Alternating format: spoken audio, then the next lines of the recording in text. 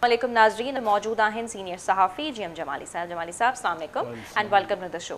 नाज़रीन, खोड़ ख़बरूं आहिनि तव्हां सां शेयर करण जे लाइ। यकीनन कुछ ख़बरूं तव्हांजे नॉलेज में ऑलरेडी हूंदियूं बि, जिन मां हिकु ख़बर त इहा आहे, जीअं मूंखे ख़बर आहे त इंटरनेशनल असांजो जेको मालियाती इदारो आहे, असांजो त ख़ैर न आहे, इंटरनेशनल मॉनेटरी फंडिंग जेको IMF जे नाले सां मशहूरु आहे, उन पाकिस्तान खे बिल आख़िर $3 बिलियन जी स्टैंड बाय अरेंजमेंट जे तहत किस्त जेको आहे जारी करे छॾी आहे, पैसा जारी करे छॾिया आहिनि $3 बिलियन। आउं रिपीट कयां पई, ऐं इन जे ई नतीजे में वज़ीर आज़म शहबाज़ शरीफ़ उन्हनि जेको आहे कुझु स्टेटमेंट्स ॾिना आहिनि। आई थिंक थोड़ा सा इमोशनल स्टेटमेंट्स आहिनि। हू चवनि था त IMF प्रोग्राम लॾू या पेड़ो न हुयो, पर वॾो चैलेंज हुयो IMF प्रोग्राम उन जे साम्हूं हाणे बि आहे। ऐं हू IMF मुआहिदे खां पोइ बाद में रुपयो बि मज़बूत थियो आहे ऐं IMF पाकिस्तान खे जॾहिं खां $3 अरब कर्ज़ ॾिनो आहे, इन खां पोइ नवां शर्त बि रखी छॾिया आहिनि, जंहिंजे नतीजे में रियल स्टेट ऐं ज़रई शोबे ते टैक्सिस लॻाइण जे लाइ जो जेको जो प्लान आहे, उहो अॻु में ई हुननि तलब करे छॾियो आहे, घुरी छॾियो आहे, डिमांड करे छॾी आहे हुनजी। ऐं ॿिए तरफ़ वज़ीर आज़म शहबाज़ शरीफ़ साहब हुकूमती मुद्दो ख़तमु थियण जी बि ॻाल्हि कनि था, उनजो बाक़ाइदा तौर ते हुननि इशारो ॾेई छॾियो आहे। सो इहो बि असीं जमाली साहब खां अंदर जी ख़बर जेको आहे पुछण जी कोशिशि ज़रूरु कंदासीं त निगरान सेटअप में नओं वज़ीर आज़म आख़िर केरु हूंदो, छा तयारियूं बैक स्टेज ते हलनि थियूं। यकीनन उन वटि का न का ख़बर जेको आहे ज़रूरु हूंदी, जेकी असीं तव्हां ताईं पुॼाइण में देरि न कंदासीं।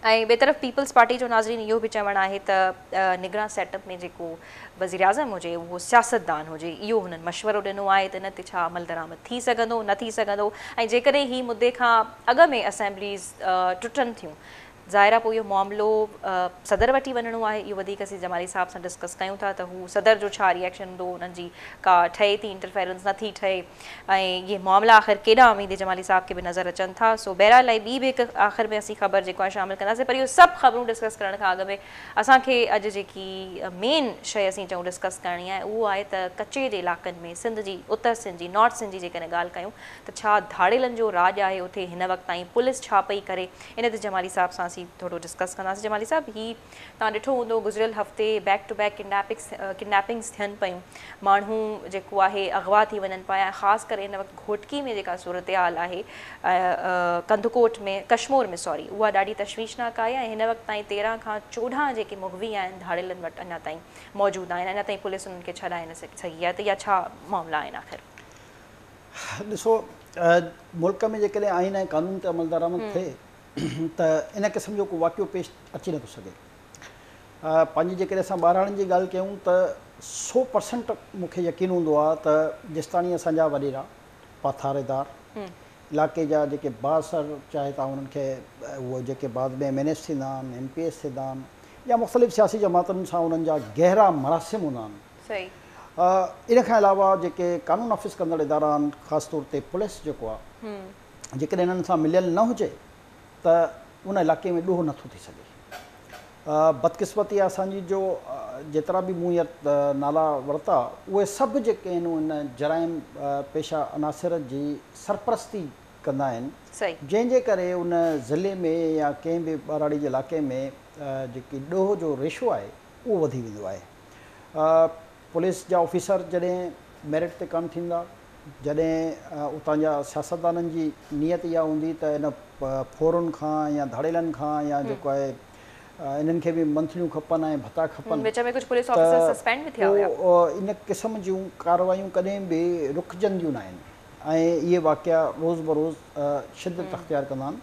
हाणे तव्हांखे नंढी हिकिड़ी मिसाल ॾियां त खैरपुर में 40 खां वधीक या 38 खां वधीक 2-3 साल अॻु में जी ॻाल्हि आहे त माण्हू अॻुवा हुआ ऐं जराइम एतिरा थींदा हुआ जो माण्हू तमामु घणो परेशान हुया। उन खां पोइ हिकिड़े उते SSP खे रुगो मेरिट ते भर्ती कयो वियो, नासिर आफ्ताब खे, ऐं 36 जेके मुग़वी हुया उहे बाज़ियाब थी विया। ॾोहनि जो जेको रेशो हो तमामु घटि थी वियो ऐं इन हद ताईं जेको आहे उहो हालत थी वई हुई जो माण्हुनि खे पुलिस जे तरफ़ां इहा गारंटी ॾिनी वेंदी त तव्हां पंहिंजे दुकाननि जा दरवाज़ा या खुले बि सुम्हो त कंहिं में ताक़त न आहे जो हिते चोरी करे सघे या धाड़ो हणी सघे। त हिकिड़ो मामूली मिसाल इन करे ॾिनी सम्झाइण जे लाइ आवाम खे त जॾहिं मेरिट ते ऑफिसर्स जी भर्ती थींदी, पुलिस ऑफिसर जी पोस्टिंग्स थींदियूं, त पोइ इहे ॾोह जेके आहिनि उहे कान था थी सघनि। हे ॾोह थींदा ई तॾहिं आहिनि जॾहिं मुतलका जेकी पुलिस जा ऑफिसर ऐं सिर्फ़ु पुलिस न मां चवंदो जेके बि मुतलका जीअं मूं चयो पथारेदार आहे बासर माण्हू आहे MP आहे MNA आहे या जेके बि मुख़्तलिफ़ सियासी जमातुनि जा चङा मुड़ुस आहिनि इहे सभु मिलियल हूंदा आहिनि असल में तॾहिं ई इन क़िस्म जूं कार्रवायूं बि थींदियूं आहिनि धंधो बि हलंदो आहे हर शइ थींदी आहे को बि गैर क़ानूनी कमु हे तव्हां ॾोह जी ॻाल्हि कई तव्हां ॿियनि तरफ़नि जे ॿिया जेके जुर्म आहिनि जीअं मंशात आहे या जेके ममनुआ अशिया आहिनि जेके सेल परचेज़ न थी सघंदियूं आहिनि पर उते जेसि ताणी उहे सभु न मिली वञनि तेसि ताणी उहे कम बि न थी सघंदो आहे त ॾोह ऐं जुर्म त इहा वॾी ॻाल्हि हूंदी आहे मां हिकिड़े मामूली जुर्म जी ॻाल्हि जमाली साहब जदीद क़िस्म जा हथियार बि पिणु मौजूदु आहिनि ऐं अॼु आउं थोरी देरि अॻु में शर्जील मेमन साहिब जी प्रेस कॉन्फ्रेंस ॿुधां पई त हू चवनि पिया त ख़बर न आहे किथां हुननि वटि अचनि पिया एतिरो जदीद सामान हुननि वटि कीअं आख़िर मौजूदु आहे उन्हनि खे ख़बर आहे त कीअं आवाम जी अटेंशन बि जेको आहे ग्रैब करणी आहे सोशल मीडिया ते वीडियोज़ जारी करे था छॾनि किडनैपीज़ जा त काफ़ी अपडेटेड थी विया आहिनि धाड़ेल बि ॾिसो शर्जील मेमन साहिब जी प्रेस कॉन्फ्रेंस जो मां न ॿुधी इन करे मां उन ते तबसरो नथो करणु चाहियां पर हुकूमत जी ज़िमेदारी आहे त अमन और अमान खे क़ाइमु रखे हा बिल्कुलु माण्हुनि में तहफ़ुज़ जो एहसासु पैदा करे माण्हुनि में क़ानून जी पासदारी खे यकीनी बणाए इहो सभु हुकूमत जो कमु आहे चाहे उनजी ज़िमेदारी सिंध जो वॾो वज़ीर खणे चाहे उनजी ज़िमेदारी IG सिंध पुलिस खणे चाहे उनजी ज़िमेदारी सिंध हुकूमत जो ॿियो को वज़ीर खणे पर इहा उनजी बुनियादी ज़िमेदारी आहे त अवाम पूरे सूबे जी कुंड कुर्छ में जिते बि रहे पियो उन जे जान ऐं माल जो तहफ़ुज़ ऐं बुनियादी सहूलियतूं फ़राहम करणु इहो हुकूमत जी ज़िमेदारी आहे जंहिंमें धाड़ेलनि जी जेके असांखे हींअर सूरत हाल नज़र अची रही आहे जीअं तव्हां पंहिंजे इंट्रो में चयो त हेतिरा माण्हू अञा ताईं हिकिड़े डिस्ट्रिक्ट में जेको आहे अगवा थियल आहिनि त इहा इंतिहाई अफ़सोस जी ॻाल्हि आहे ऐं उन में बि तव्हां मुगवी जमाली साहब ॾिसो न MS अस्पताल जो पुलिस ऑफिसर्स बि थी वञनि था ख़ैर हाणे उहे छॾाइजी विया पर MS मुंहिंजे ख़्याल में अञा ताईं जेको आहे हिकु अस्पताल जो ॾिसो इहा बदकिस्मती आहे असांजी अफ़सोस जो मुक़ाम आहे लॉ इन्फोर्समेंट एजेंसी जे लाइ ख़ासि तौर ते पुलिस छो जो मक़ामी सतह ते पुलिस ई इन्हनि मामलनि खे लुक आफ्टर कंदी आहे त इहा उन्हनि जे लाइ अफ़सोस जो मुक़ाम आहे जो उन्हनि जो पुलिस ऑफिसर बि अगवा थी वञनि ऐं जेको आहे वरी सरकारी डॉक्टर्स ऐं ॿिया बि अगवा थी वञनि त मां सम्झां थो त जेकॾहिं उते मौजूदु जेकी पुलिस आहे उन्हनि जे ख़िलाफ़ु जेकॾहिं सख़्तु एक्शन थी वञे त इहे मसइला पाण ई हल थी वेंदा बाक़ी धाड़ेलनि खे हथियारनि जी जेकी तव्हां ॻाल्हि कई त ॾिसो ज़ाहिर आहे इहो नेटवर्क जेको आहे कंहिं न कंहिं इलाइक़े मां हली रहियो आहे न त पाकिस्तान जो कहिड़ो अहिड़ो ज़िलो या अहिड़ी का ॿारड़ी आहे जिते उहो नेटवर्क पंहिंजे ताक़त जी बुनियाद ते चाहे हथियार हुजनि चाहे मंशात हुजे या ॿियूं शयूं हुजनि नथो पहुचाए त ग्राउंड रियलिटी इहा ई आहे त हर ज़िले में हथियार बि पहुचनि था हर ज़िले में मंशात बि पहुचे थी ऐं इहे ई असांजा सभु क़ानून नाफ़िज़ कंदड़ इदारा जेके आहिनि उहे उन्हनि सां मिलियल हूंदा आहिनि अहिड़े तरीक़े सां जीअं मूं चयो त सिर्फ़ु क़ानून नाफ़िज़ कंदड़ इदारा जो बि सिर्फ़ु इहो कमु न आहे सभु इन में मिलियल हूंदा आहिनि जेके ताक़तवर उन इलाइक़नि जा चङा मुड़ुस हूंदा चाहे उहे उतां जा सरदार हुजनि वॾेरा हुजनि जागीरदार हुजनि पथारेदार हुजनि MPs MNAs हुजनि इन्हनि सभिनी खे उन पूरे नेटवर्क जे बारे में चङी तरह ॼाण हूंदी आहे ऐं कंहिं न कंहिं तरह कंहिं न कंहिं जॻह ते इन्हनि खे जा हिमायती हूंदा आहिनि ऐं वक़्तु ज़रूरत जेको आहे उहो पंहिंजा जेके कम हूंदा आहिनि उहो इन्ही माफ़ियाज़ इन्ही धाड़ेलनि इन्ही फोरुनि इन्ही 2 नंबर कमु करण वारनि खां उहो पंहिंजे लाइ बि कमु कराईंदा रहंदा आहिनि त जेकॾहिं इहो सभु निज़ाम मेरिट ते अची वञे त मां सम्झां थो हिन में काफ़ी बहितरी अची सघे थी जीअं मां मिसाल ॾिनो हिकिड़ो मामूली ख़ैरपुर जो अहिड़े तरीक़े सां जेसि ताणी तव्हां ऑफिसर्स मेरिट ते न लॻाईंदा तेसि ताणी वरी उन्हनि जे एहतसाब जो बि अमल न थींदो त जेकॾहिं तव्हांखे हेतिरो अर्सो हिन इलाइक़े में रखियोसीं त तव्हां जेको आहे ॾोहनि ते केतिरो कंट्रोल हासिलु कयो इहो एहतसाब बि ज़रूरी आहे उन्हनि जो त जेकॾहिं तव्हां कंहिंखे पोस्टिंग ॾेई पोइ विसरी न वञो पोस्टिंग वठी रुॻो इहो न आहे त तव्हां जेके मुखालिफ़ खे या कंहिंजे हुनखे गिरफ़्तार करणु ऐं सिर्फ़ु उनजे ख़िलाफ़ु कूड़ा केस दाख़िल करणु ऐं उन्हनि मामलनि में उलझल रहिया आहिनि बेसिकली मेरिट जो मुंहिंजो मक़सदु आहे त वरी उन्हनि जी बि जवाबदेही थियणु घुरिजे ऐं इहो फोकसली कमु बहरहाल हुकूमत जो आहे ऐं जमाली साहब ॻाल्हि सरप्राइज़िंगली त मूंखे इहो सरप्राइज़ कंदी आहे शॉक बि कंदी आहे त यानी हीअ का कलो की ॻाल्हि कोन आहे हीअ को हफ़्ते खां नथो थिए महीननि खां नथो थिए त असीं ॾहाकनि खां त जे नंढी थी वॾी थी आहियां त हीअ आउं मामला ॾिसंदी पई अचां ऐं पंहिंजो तालुक़ बि ॻोठनि खां आहे त उते ही ॾाढा आम हूंदा हुया यानी मूंखे यादि आहे जॾहिं असीं नंढा हूंदा हुआसीं त असांजे ख़ानदान में बि काफ़ी अगवा जा केसिस थींदा हुया ऐं उहे माण्हू कराईंदा हुया जेके असां सां गॾु वेठा हूंदा हुया सो इहो ॾाढो कॉमन आहे ॻोठनि में ऐं इहा शइ ॾाढी शॉकिंग लॻंदी आहे एग्ज़ैक्टली ईअं ई थींदो आहे त जेसि ताणी मुख़बिरी प्रॉपर न थिए छो जो धाड़ेल खे बि त ख़बर हुजणु घुरिजे न त जंहिंखे मां अगवा कयां थो उहो पैसा ॾियण जी पोज़ीशन में आहे या न। एग्जैक्टली, यानी काफ़ी मतलब ही चोरी बि हॉरिबल घर में किस्म थींदी जी आहे, जंहिंजे घर सिचुएशंस में इहा ख़बर पए त हिनजे घर में हेतिरी माल जेको आहे असांखे मिलंदो त उते घर में चोरी थींदी न, हरूभरू त कंहिंजे घर में न घिरंदा न। बदकिस्मती सां मां चवंदो न असांजो माहौल अहिड़ो थी वियो आहे उते जो पंहिंजा ई जेके आहिनि उहे इन जी सभिनी वारदातनि में मुलविस हूंदा आहिनि। ऐं ॿियो जेको हसद हूंदो आहे इहो इंसान खे जेको आहे जीअण कान ॾींदो आहे। ऐं जेकॾहिं को कंहिं इलाइक़े में को सुठी पोज़ीशन में अची वियो आहे त जेके ॿिया आस पास जा माण्हू हूंदा यकीनन उन सां एतिरा हासिद हूंदा जो कोशिशि कंदा त हिनखे कहिड़े तरीक़े सां का न का तकलीफ़ पहुचायूं। हाणे बि उते इहो ई सिस्टम आहे कच्चे जे इलाइक़नि में, ॻोठनि जे पासे में। पर असां असल जेकी ॻाल्हि हुई त इन्हनि जे पुठियां जेके ताक़तवर माण्हू आहिनि जेसिताणी उन्हनि खे न्यूट्रलाइज़ न कबो तेसिताणी इहो मसइलो कॾहिं बि हल कान थींदो। जीअं तव्हां ॿुधायो त नंढे हूंदे खां तव्हां इहो ॿुधंदा आया आहियो को ज़मानो हूंदो तव्हांखे यादि हूंदो त हिते कॉन्वाइज़ सिस्टम हलंदो हुयो, उन खां बग़ैर राति जे टाइम ते मूवमेंट कान थींदी हुई। हाणे उन में काफ़ी हद ताईं असां सम्झूं था त बहितरी आहे। ऐं जेके मेन तव्हांजा इशारा उहे आहिनि किथे किथे ज़रूरी जीअं हाणे घुटकी कश्मीर इहे इलाइक़ा कुझु अहिड़ा आहिनि ख़ासि तौर ते छो जो हुते कचे जा इलाइक़ा विझो था पवनि त धाड़ेल जेको आहे त मूव था करे वञनि। पर बहरहाल इन्हनि खे वरी बि कंट्रोल करणु त अल्टीमेटली हुकूमत जो कमु आहे न। जेको बि कानून नाफ़िज़ कंदड़ इदारा हुते आहिनि या त उन्हनि जी ज़िमेदारी आहे न त सूबे जी हर कुंड कुर्छ खे जेको आहे अमन अमान खां पाक कनि। असांजी बदकिस्मती आहे ऐं वॾी वॾियूं जेके इन्वेस्टमेंटूं असांजूं रुकिजी वेंदियूं आहिनि रुकिजंदियूं ई इन करे आहिनि जो हिते अमन अमान जी सूरत सही न हूंदी आहे। ऐं उन्हनि धाड़ेलनि जो यकीन कयो था नेटवर्क एतिरो पको हूंदो आहे कराची में मौजूदु हूंदा आहिनि। यानी कराची मां बि जेके अक्सर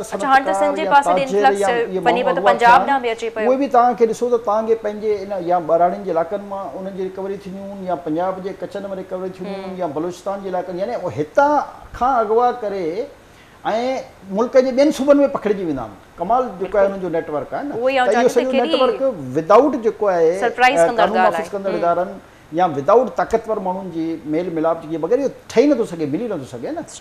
इन करे मसइलो इहो ई आहे त बहरहाल सही आहे ग़लति आहे, हुकूमत जी ज़िमेदारी आहे त अवाम खे तहफ़ुज़ फ़राहम करे ऐं इन ॾोहनि खे जेको आहे ख़तमु करण में पंहिंजो रोल अदा करे। हाँ, छो त ॾिसो जमाली साहब आम शहरी जेको आहे उहे ई किडनैप थियनि पिया न।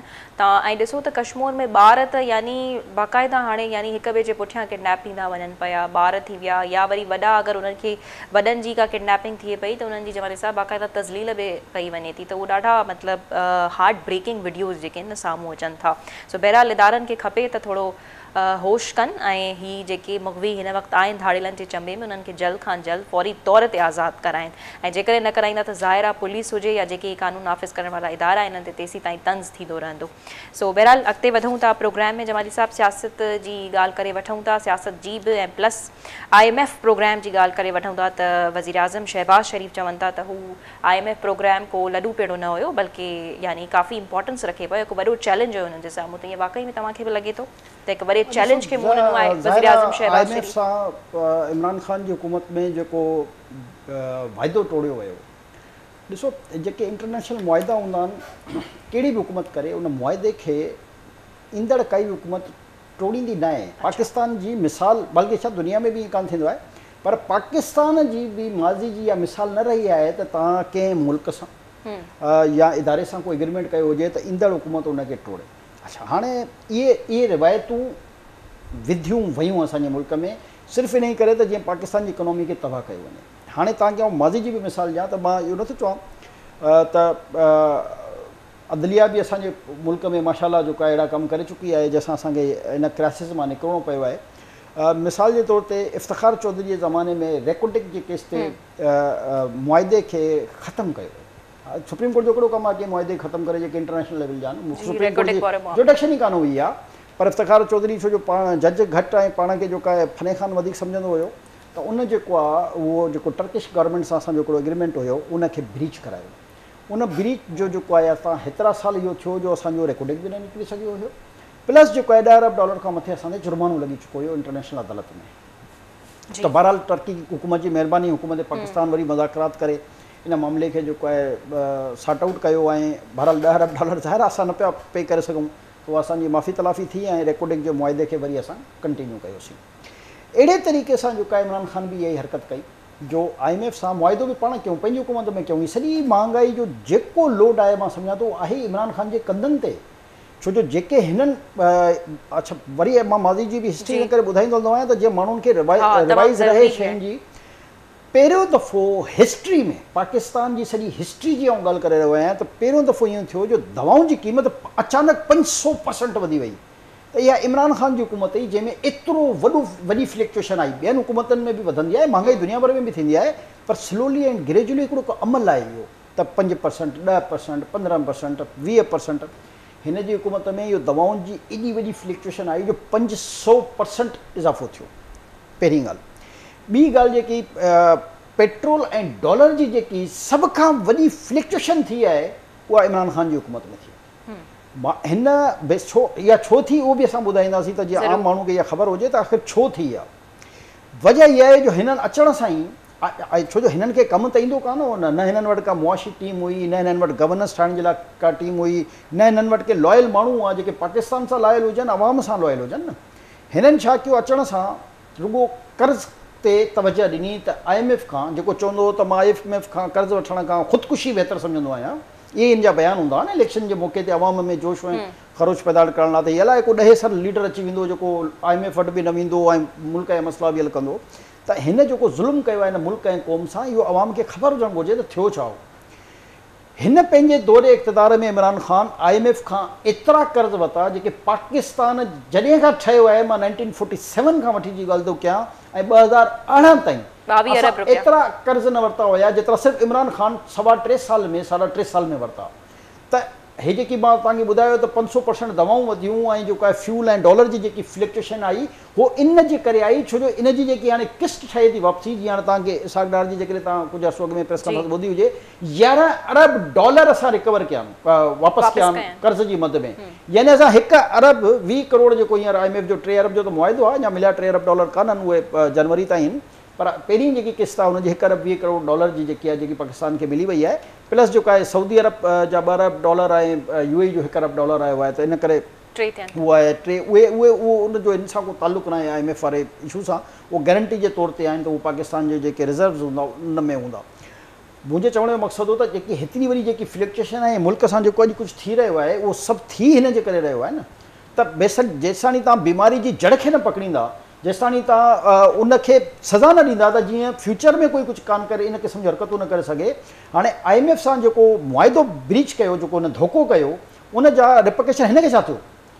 भुगतियो त असांजी क़ौम न, भुगतियो त पाकिस्तान न, भुगतियो त पाकिस्तान जे सभिनी इदारनि न, भुगतियो त पाकिस्तान जी मईशत न। त हाणे तव्हां अंदाज़ो लॻायो त हीअ मां सम्झां थो इन खां वधीक मुल्क दुश्मनी छा हूंदी। ॾिसो, हिक ख़िलाफ़ु ॿिए ख़िलाफ़ु सियासत करणु अलॻि ॻाल्हि आहे, हिक ॿिए ख़िलाफ़ु सियासत कयो, सियासी इख़्तिलाफ़ पैदा कयो, सियासत तव्हां हिक ॿिए जे ख़िलाफ़ु सियासी जमातूं इंतकामी कार्रवाई बि कंदियूं आहिनि, चलो ठीकु आहे, उहो इंटरनल मसइलो हूंदो आहे, उहो कॾहिं को परेशानी में त कॾहिं को परेशानी में मसइला हल थी वेंदा आहिनि। पर इंटरनेशनली जॾहिं तव्हां ब्रीच कंदा आहियो त तव्हां सॼी क़ौम सां सॼे मुल्क सां धोखो कंदा आहियो, गद्दारी कंदा आहियो। त हिननि कई उहा हरकत, हे जेकी फ्लक्चुएशन मां तव्हांखे ॿुधाई छाजे करे थी हुई, 22 बिलियन डॉलर, हींअर असां 1 अरब डॉलर जे लाइ रनिंग करे रहिया आहियूं। त तव्हां अंदाज़ो लॻायो त जेको कर्ज़ जी जेको रेशो हुयो, कर्ज़ जॾहिं 1947 खां 2018 ताईं असां एतिरो न वरितो, उन खां वधीक उनजो 70% इमरान ख़ान वरितो आहे। तव्हां अच्छा वरितो त उन 85% आहे, पर शौकत तरीन हिकु ॾींहुं प्रेस कॉन्फ्रेंस में चयो त न 80% न आहे, 70 to 75% आहे।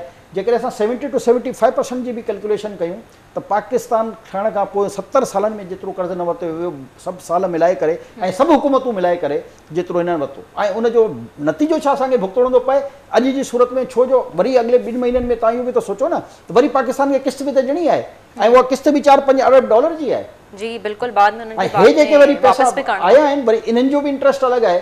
त हाणे असां यानी कि हर 3 महीननि खां पोइ जेको आहे 11-12 असां रुॻो हर साल जेको आहे इंट्रस्ट जे मद में जेको आहे वापसि करे रहिया आहियूं। त हाणे मसइलो इहो ई आहे त हीअ सभु शयूं, पर हिन जो ज़िम्मेदार मां सम्झां, ॾिसो पहिरियों IMF जे प्रोग्राम मां हिन में को शक न आहे त नवाज़ शरीफ़ जी हुकूमत में पाकिस्तान IMF जे प्रोग्राम मां निकिरी चुको हुयो। 2017 तक जी जेकॾहिं तव्हां इकोनॉमी जो ग्रोथ रेट ॾिसो त 5.4% हुयो, को मज़ाक न हुयो, जेको हिननि खणी 2.3% या 4 समथिंग अॼु बि जंहिं ते असां बीठा आहियूं GDP ते। मसइलो इहो आहे त इहो जेको हिन मुल्क सां हिन क़ौम सां जेको ज़ुल्म थो, उनजो हिसाबु आख़िर केरु ॾींदो? उनजो हिसाब कोई कंहिंखां त हिसाब वरितो वञे न। केसिस में त हिन झगड़िया मुल्क पिया में आहिनि इमरान हमेशह खान ईअं साहब। थींदो आहे त को ईंदो आहे सत्यानाश करे बेड़ो गर्क करे हलियो वेंदो आहे, पोइ सॼो माण्हू जेको आहे रोईंदा पिटंदा आहिनि ऐं वरी जेकी मौजूदा हुकूमत हूंदी आहे उनखे जेको आहे घटि वधि ॻाल्हाईंदा रहंदा आहिनि। हाणे सुवाल इहो आहे त मौजूदा हुकूमत जी बि असां उहो नथा चऊं जेकॾहिं हू काशे छो जो बहरहाल उनजी पोइ ज़िमेदारी हूंदी आहे जॾहिं तव्हांखे हुकूमत मिले। हाणे बि ज़ाहिर आहे जेकी जंहिंजी हुकूमत आहे उन्हनि जी ज़िम्मेवारी आहे ऐं हू वज़ीर आज़म साहब इहो चवनि था त हिन मुआहिदे खां पोइ जेको आहे रुपयो बि मज़बूत थियो आहे।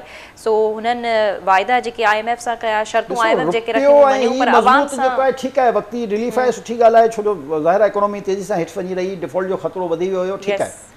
बेसिकली असांजो जेको मसइलो आहे उहो इहो आहे ई कान त असां IMF खां एतिरो कर्ज़ु वठूं या सऊदी खां या UAE खां या चाइना खां। ॾिसो असां 24-25 करोड़ या 30 करोड़ जी आबादी जो मुल्क आहियूं।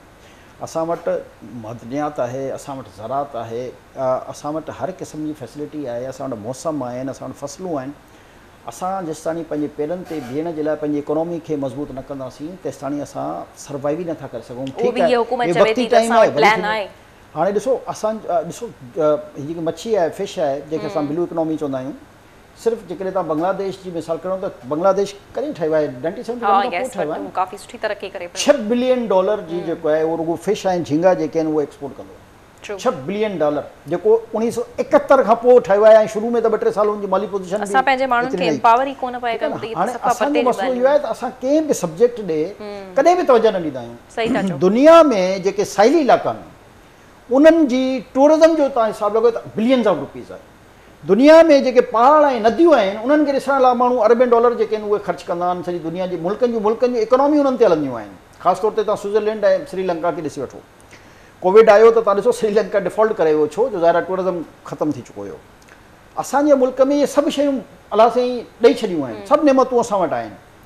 उते गवर्नेंस न आहे, उते कंहिंजी तवजो न आहे, ध्यानु कान्हे। हिते बसि जेकी बि अचनि था उहे हिक ॿिए जे ख़िलाफ़ु केसनि में लॻा पिया हूंदा आहिनि, हिक ॿिए जे ख़िलाफ़ु घटि वधि ॻाल्हाइण में लॻा पिया हूंदा आहिनि, हिक ॿिए खे नीच ॾेखारण में लॻा पिया हूंदा आहिनि। एक्चुअल जेकी इकोनॉमी जा जेके इकोनॉमी बि ॾिसो मुख़्तलिफ़ क़िस्मनि जी इकोनॉमी आहे।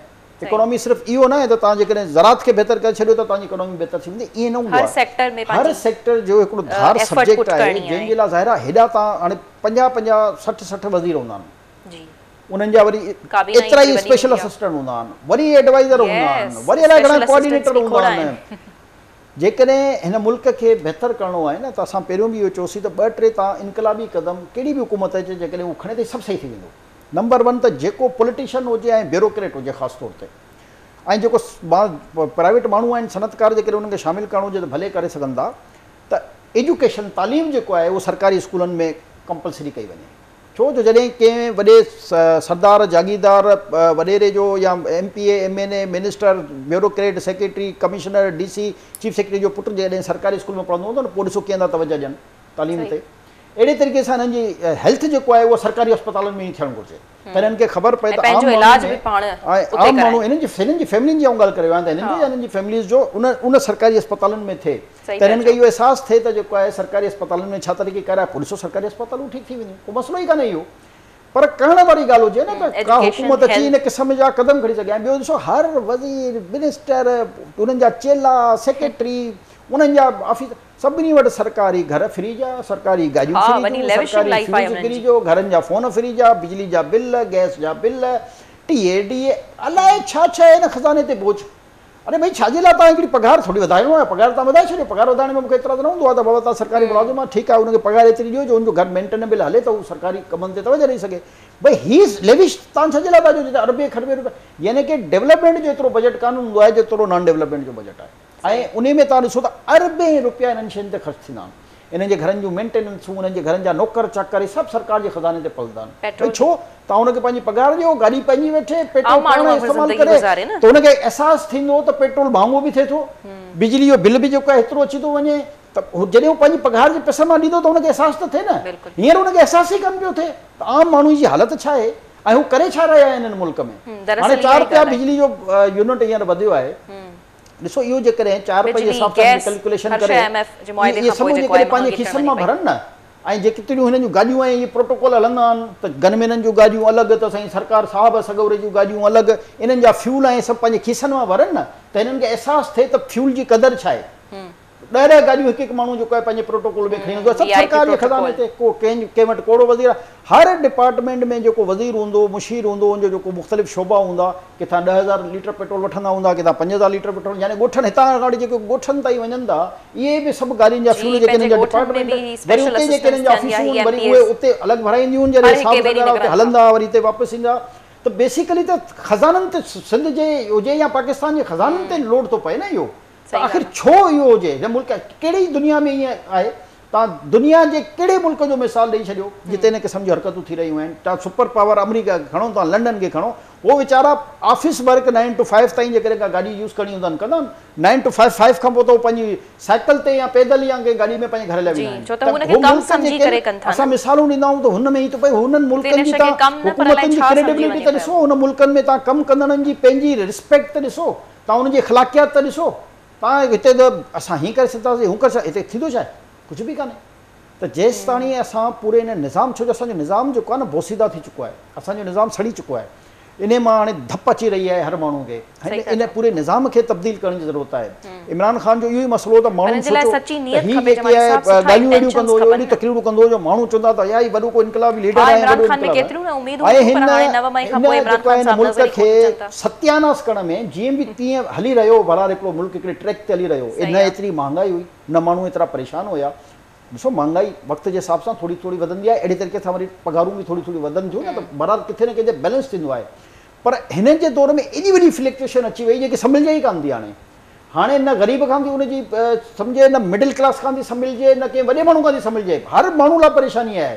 ॾिसो ही नंढो माण्हू आहे त हुनजा यूनिट एतिरा अचनि था त उहो एतिरो बिल थो ॾिए, जेकॾहिं वॾो माण्हू आहे हुनजा यूनिट एतिरा था अचनि त उहो एतिरो बिल थो ॾिए। त मतिलबु हर तबिके जो माण्हू परेशान आहे।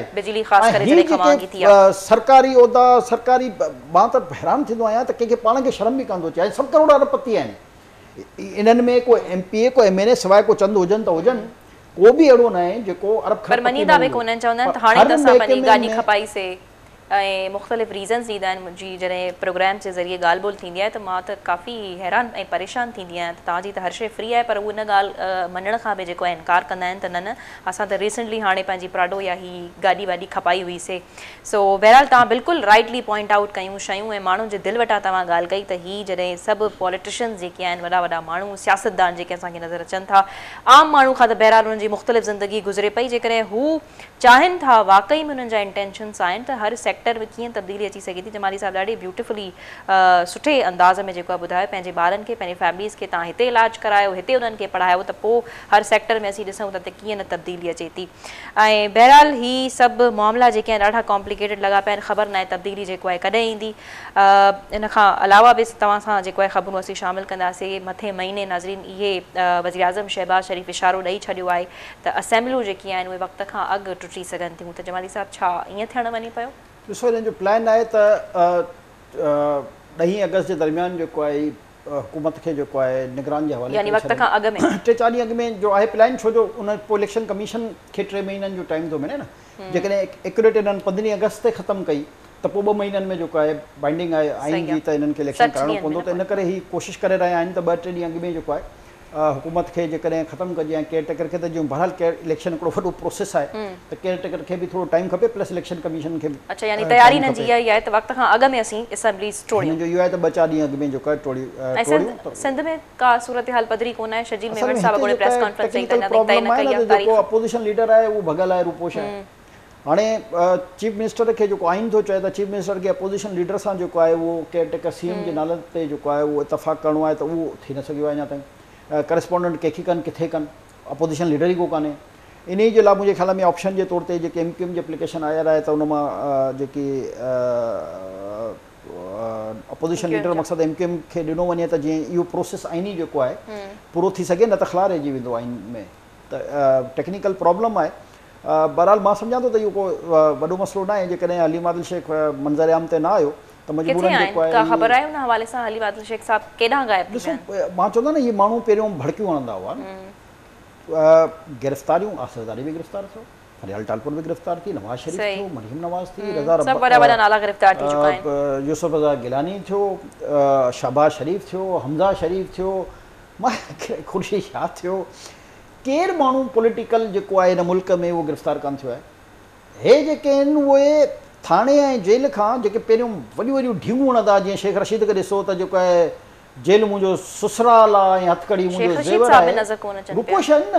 त हीअ जेके वॾियूं वॾियूं मां चवां भड़कूं हणंदा, इन करे अला साईं बि फरमाए थो त तव्हां इंसान खे पंहिंजी औकात में रहणु घुरिजे ऐं अहिड़ियूं भड़कियूं न हणो जेकी तव्हांजी अफोर्डेबल न आहिनि, जेकी तव्हांजी औकात कान्हे। हाणे को माण्हू जेको आहे जेको ॿ चार ई आहिनि उहे रुपोश आहिनि, बाक़ी सभु पार्टी छॾींदा हलिया था वञनि। अॼु वरी परवेज़ खटक जेको आहे पीटीआई पार्लियामेंटेरियन जेको आहे जमात जो ऐलान करे छॾियो आहे। ॾिसो तक़रीबन केपी के हुन ॾे हली वई जी। इहा हुई इहा पार्टी इमरान ख़ान जी, जेके असां चवंदा हुआसीं त इहा पार्टी न आहे, इहा हिकिड़ी यहूदियुनि जे फंडिड पार्टी, प्योरली उन्हनि जी फंडिंग सां हिन पाकिस्तान जी इकोनॉमी खे ऐं पाकिस्तान जे अंदरि हिकिड़ो इंतिशार पैदा करण लाइ क्रिएटर आहे। हीअ सियासतदान न आहे, हे बेसिकली हिकिड़ो क्रिएटर हो जंहिंखे अफ़रा तफ़री पैदा करण लाइ, जंहिंखे इंतिशार पैदा करण लाइ यहूदियुनि जी, ॾिसो हाणे इहे शयूं सभु मंज़र आम ते अची रहियूं आहिनि त यहूदियुनि जी हिन में केतिरी इन्वेस्टमेंट हुई। हाणे तव्हां इसराइल जो जेको आहे ॾिठो हूंदो त केतिरो वधाए, हाणे इसराइल जेके शर्म कान थो अचे त फ़लस्तीन निहत्तनि फ़लस्तीनियुनि ते जेको आहे बमबारी थो करे, उहो बेशर्म जेको आहे उहो उनखे पाकिस्तान में इमरान ख़ान यादि थो अचे। तव्हां अंदाज़ो लॻाए सघो था त हिन जे पुठियां जेकी, छो जो हुननि खे पंहिंजी इन्वेस्टमेंट हाणे पुॼंदे नज़र अची रही आहे। जेकी हुननि जी इन्वेस्टमेंट हुई त उहो पाकिस्तान, छो जो पाकिस्तान हिन वक़्तु बि कई इस्लामी मुल्क अहिड़ा आहिनि जिन इसराइल खे मञे छॾियो आहे, चाहे वो सऊदी अरब हुजे, चाहे यूएई हुजे, चाहे टर्की हुजे, जेके सिधी ॻाल्हि आहे पाकिस्तान जो घटि स्टैंड त आहे न, त असां अॼु ताईं हुनखे जेको आहे क़बूल न कयो आहे हुनजी ज़ुल्मनि, हुनजी बरबत जे करे, छो जो असां हुनखे मुल्क तस्लीम ई कान था कयूं। हाणे उहो जेको आहे ॻाल्हाए रहियो आहे त इमरान ख़ान सां जेको आहे वॾो ज़ुल्म थी रहियो आहे। हज़ारे फ़लस्तीनी जेको आहे बमबारी करे शहीद करे छॾिया आहिनि, ॿार मायूं यानी जवान, कंहिंखे उन छॾियो। हाणे उहो जेको दुनिया में सभ खां वॾो दुश्मन आहे इंसानियत जो, उहो चए थो त इमरान ख़ान सां पाकिस्तान में वॾो ज़ुल्म थी रहियो आहे। ऐं ॾाढो ओपनली इमरान ख़ान खे इसराइल इमरान ख़ान सां जोड़े वञे थो। अॼु शर्जील मेमन साहब बि अॻोणे प्रेस कॉन्फ्रेंस कनि पिया, पाण हुननि चयो आहे न, तव्हां ॾिसो न जेकी हुननि तकरीर कई आहे ऐं दुनिया खां जेको हुननि मुतालबो कयो आहे, ऐं जेको आहे उहो मसलो आहे त हाणे पंहिंजी पार्टी में हिकिड़ो बि बचो अथसि, चलो हिननि खे त असां छॾे ॾियूं। हाणे जेको आहे पार्टी में सिंध में जेके हुयसि उहे सभु छॾे वियसि, पंजाब में 80-90% छॾे चुका आहिनि, केपी में अॼु सॼी पार्टी हली वियसि, बलूचिस्तान में त पहिरियों ई कान हुयो, कराची खे जेकॾहिं असां थोरो माइनस कयूं त पंहिंजे ॿियनि ज़िलनि में या डिवीजन में त उअं ई कान हुयो, त बचो केरु हिन वटि। इहा हुई हिन जी पार्टी जेकी, पर हिन खे मां चवंदो त रुॻो इहो न त इहो सियासत खां ॿाहिरि थियो आहे। हिन वक़्तु ताईं जेके शयूं थियूं आहिनि हिन मुल्क में उन्हनि जो हिसाबु वरितो वञे, छो जो तव्हांखे कंहिं न कंहिंखे इबरत जो निशान बणाइणो पवंदो आहे, जो तव्हां ॿिए खे सबक़ु त ॾियो न, ईअं त पोइ सुभाणे केरु बि कंदो थी। यानी उल्टियूं सिधियूं जेके हिन तकरीरूं कयूं त 34 रुपए में पेट्रोल करे छॾींदुमि, डॉलर जेको आहे टके टके में विकाम ॿियो, 200 अरब डॉलर हीअं हुनजे मुंहं ते हणी ॾींदासीं, वापसि करे छॾींदासीं। त जेके जेके न बेवकूफ़ ॻाल्हियूं करे आवाम खे बेवकूफ़ बणायो, उनजो हिसाब त वरितो वञे न, त 50 लख घर ॾींदुमि, 1 करोड़ नौकिरियूं ॾींदुमि, कयो छा? असांखे जेको आहे तबाही बर्बादी खां सवाइ छा ॾेई वियो? त जेसिताणी इबरतनाक सज़ा न ईंदी, इन क़िस्म जा जेको बि पॉलिटिशियन हुजे, मां स्पेसिफिक को इमरान ख़ान जी ॻाल्हि कान करे रहियो आहियां, इन क़िस्म जा वाइदा करण खां पोइ जेको बि पॉलिटिकल लीडर उनखे ब्रीच करे उनखे इबरत जो निशान बणाइणु घुरिजे, त जीअं फ्यूचर में ॾिसो वोट वठो तव्हांजी पब्लिक खां, पर कूड़ा वाइदा त न कयो न, कूड़ी दिलासा त न ॾियो न, कूड़ी ॻाल्हियूं त न कयो न, जेतिरी तव्हां करे सघो था तव्हां ओतिरा वाइदा ॾियो, पोइ आवाम जी मर्ज़ी आहे तव्हांखे वोट ॾे या न ॾे। कूड़ा कूड़ा दावा वादा करे उन खां पोइ जेको आहे तव्हां उनखे ब्रीच करे छॾियो ऐं तव्हांखे का सज़ा बि न मिले, इहा त बेवाजिबी आहे। हाणे का एक्सपेक्टेड आहे कंहिं केस में इमरान ख़ान खे सज़ा मिली सघे थी, 100% अरेस्ट बि थींदो, नाइल बि थींदो, ऐं इनखे सज़ा बि ईंदी, इन में को शक जी गुंजाइश ई कान्हे। यानी पोइ पहिरीं तव्हांखे ॿुधाए छॾियां त हिनखे पहिरीं सज़ा तोशाखाना में ईंदी या अल कादर ट्रस्ट में ईंदी। ये ॿई केस जेके आहिनि प्रूफ्ड केस आहिनि, इन खां बची कान थो सघे। टियों केस जेको आहे फॉरेन फंडिंग केस आहे, उन में बि हिनखे सज़ा बि ईंदी, ऐं नाइल त सभिनी केसनि में थींदो, जॾहिं सज़ा ईंदी त नाइल ई थींदो। पर ही 3 केस मुंहिंजी नज़र में जेके प्रूफ्ड केस आहिनि, जंहिंमां बचण जो कोई चांस इन्हनि में सज़ा जा चांसेस जेके आहिनि उहे आहिनि।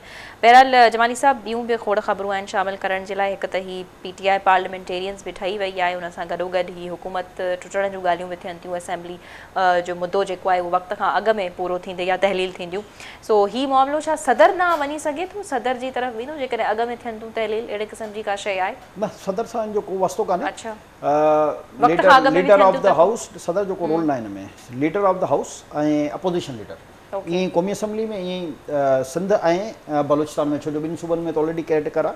इन में जेके बि हाउस जा लीडर आहिनि ऐं अपोजिशन लीडर आहे इहे टे नाला ॾींदा जेको आइन चए थो। उन मां जेकॾहिं इतफ़ाक़ राय थी वियो पोइ अनाउंस थी वेंदो, जेकॾहिं इतफ़ाक़ राय न थियो त अल्टीमेटली वरी इलेक्शन कमीशन ॾे वेंदो। सही। अच्छा, हुकूमत पहिरियों पार्लियामेंट्री कमेटी आहे, उन खां पोइ इलेक्शन कमीशन आहे। पर सही, हुकूमत जेको आहे 9 रुपया पेट्रोल घटि कयो आहे त इहो घटि करे आवाम ते एहसान कयईं या ॾुखियो हुयो हुकूमत जे लाइ एतिरो पेट्रोल ते घटि करणु? आवाम जो मिलियल जुलियल रद्दमल आयो आहे। दिलि जी ॻाल्हि पुछो त मां इन 9 रुपए खे घटि करण जे हक़ में न आहियां।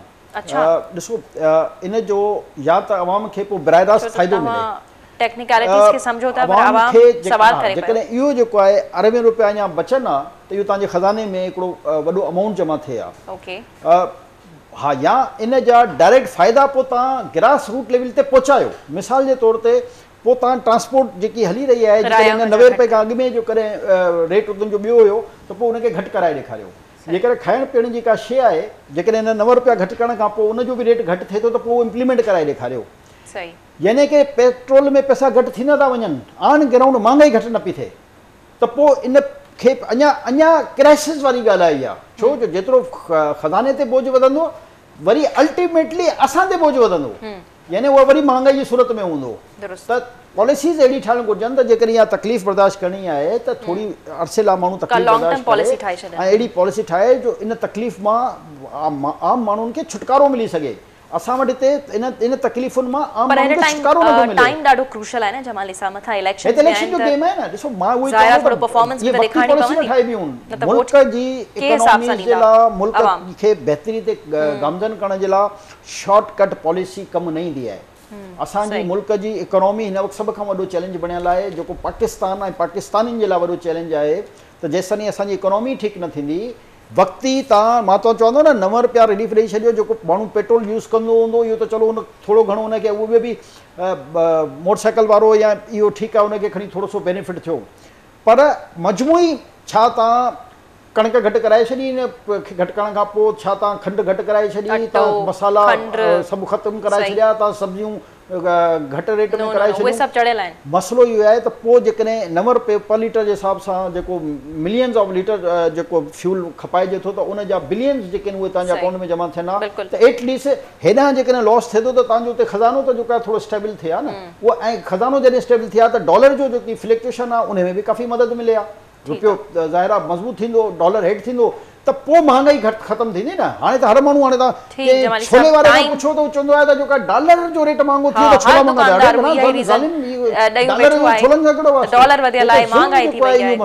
थिया। टाइम ख़तम थी वियो, महिरबानी तव्हांजी, तव्हां हर शइ खे जेको राइटली पॉइंट आउट कयो ऐं कुझु ख़बरूं बि असां सां शेयर कयूं। बहरहाल नाज़रीन, सची नियत ऐं लॉन्ग टर्म पॉलिसीज़ जी हिन वक़्तु असांजे मुल्क खे शदीद ज़रूरत आहे। सो पंहिंजो तमामु घणो ख़्यालु रखंदा। मुलाक़ात थींदी सुभाणे। अल्लाह हाफ़िज़।